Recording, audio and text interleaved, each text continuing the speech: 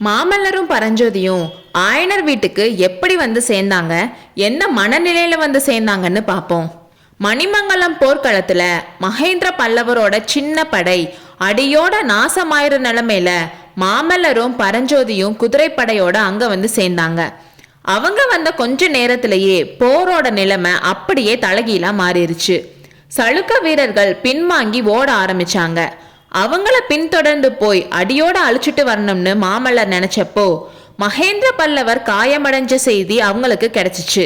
அவரை போய் பார்த்தப்போ மணிமங்கலம் கிராமத்துல இருந்த அரண்மனை விடுதியில வச்சு சக்கரவர்த்திக்கு வைத்தியம் பார்த்துட்டு இருந்தாங்க. கொஞ்ச நேரத்துல மகேந்திர பல்லவர் கண் முழிச்சு பார்த்தாரு. மகனை பார்த்ததும் முகத்துல சந்தோஷம் வந்துச்சு. அடுத்த செகண்டே சந்தோஷம் எல்லாம் போய் துக்கமும் கவலையும் அவர் முகத்துல வந்துச்சு. மகனே, உனக்கு பெரிய துரோகம் பண்ணிட்டேன், என்னை மன்னிப்பியான்னு அவரோட உதடுகள் முணுமுணுத்துச்சு. அப்பா, நீங்க கவலைப்பட வேணாம், நாங்க தான் சரியான நேரத்துக்கு வந்துட்டோம்ல. சளுக்கர்கள் சிதறி ஓடுறாங்கன்னு மாமல்லர் சொல்லிட்டு இருக்கும் போதே சக்கரவர்த்திக்கு மறுபடியும் சுயநினைவு போயிருச்சு. மாமல்லரும் பரஞ்சோதியும் மகேந்திர சக்கரவர்த்திய பத்திரமா காஞ்சிக்கு கூட்டிட்டு போக ஏற்பாடு பண்ணிட்டு வந்து போர்க்களத்தோட நிலைமைய பார்த்தாங்க. காஞ்சியில இருந்து சக்கரவர்த்தியோட வந்த வீரர்கள்ல நிறைய பேர் போர்ல உயிரை விட்டுட்டாங்க. சேனாதிபதி கலிப்பகையாரும் அந்த போர்ல இறந்துட்டாருன்னு தெரிஞ்சிச்சு. இனி அவங்க என்ன செய்யணும்னு திட்டம் போட்டாங்க.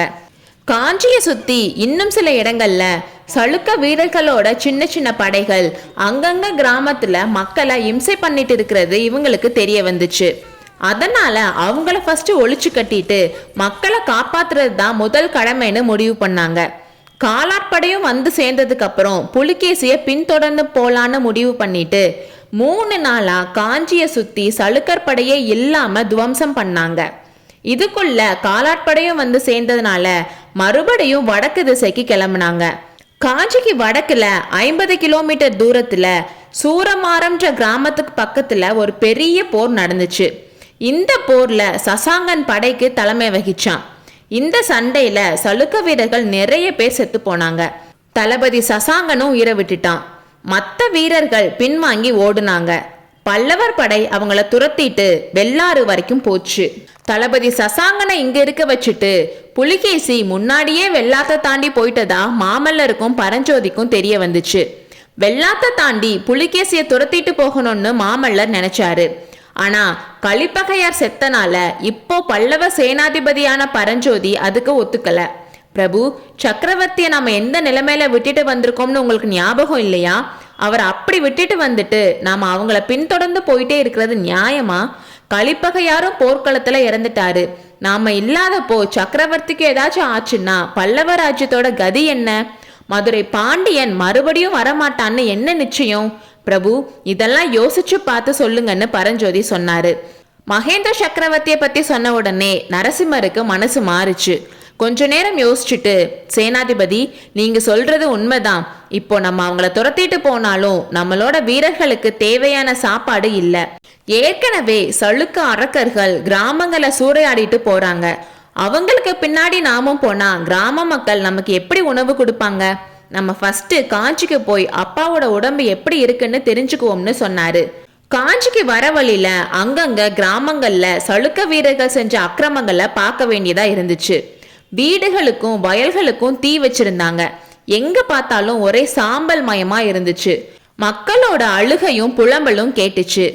மாமல்லரையும் பரஞ்சோதியும் பார்த்த மக்கள் அவங்க கிட்ட ஓடி வந்து புலம்ப ஆரம்பிச்சாங்க. சிற்பிகளை பார்த்தா கை கால்கள் வெட்டுறதையும் பெண்களை சிறைப்பிடிச்சிட்டு போறத பத்தியும் சொன்னாங்க. மக்கள் இப்படி சொன்னதை கேட்டப்போ கோவத்துல அவரோட நெஞ்சே வெடிச்சிடும் போல இருந்துச்சு. சிற்பிகளோட நிலைமைய கேட்டப்போ அவரோட மனசுல ஓரமா நல்ல வேளை ஆயனரும் சிவகாமியும் காஞ்சி கோட்டைக்குள்ள இருக்காங்கன்னு கொஞ்சம் ஆறுதலா இருந்துச்சு. ஆனாலும் சிற்பங்களை அழிக்கிறாங்கன்னு கேள்விப்பட்டதும் மாமல்லபுரம் சிற்பங்களுக்கு என்ன ஆச்சோன்னு நினைச்சப்போ கவலையா இருந்துச்சு. அதை நேர்ல பார்த்து தெரிஞ்சுக்கிறதுக்காக மாமல்லரும் பரஞ்சோதியும் வேகமா மாமல்லபுரத்துக்கு போனாங்க. அங்க இருக்க சிற்பங்களுக்கு பெருசா எதுவும் ஆகலன்னு தெரிஞ்சதும் காஞ்சிக்கு கிளம்புனாங்க.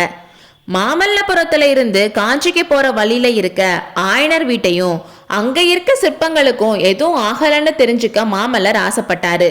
அது மட்டும் இல்லாம ஆயனர் வீடு இருந்த காட்டு வழியா காஞ்சிக்கு போறது குறுக்கு வழியும் கூட.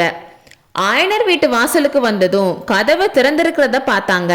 உடனே மாமல்லருக்கும் பரஞ்சோதிக்கும் திக்குன்னு இருந்துச்சு. உள்ள போய் உடைஞ்ச சிலைகளை பார்த்தப்போ 2 பேருக்கும் நெஞ்சு எலும்புகள் உடையிற மாதிரி உணர்ச்சி வந்துச்சு.